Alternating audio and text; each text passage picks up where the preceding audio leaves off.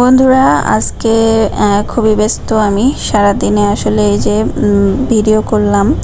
তো এটা হচ্ছে শর্ট ভিডিও, তো একটা বড় ভিডিও আপলোড হবে।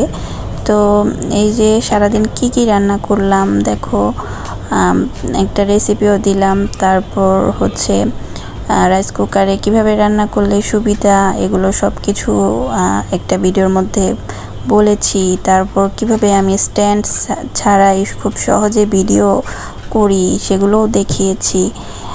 তো বড় ভিডিওতে আসলে আমার খুব বেশি ভিউ হয় না। একটা ভিডিও যখন কষ্ট করে বানানো হয়, কাজের মধ্যে ভিডিও করা হয় এত কষ্ট করে, তখন যদি ভিউ না হয় তখন আসলে মনটাই খারাপ হয়ে যায়, ভিডিও করার মতো কোনো আর মন থাকে না। এজন্য তোমাদের কাছে অনুরোধ রইল আমার বড় ভিডিওগুলো তোমরা দেখো, যারা শর্ট ভিডিও দেখছো।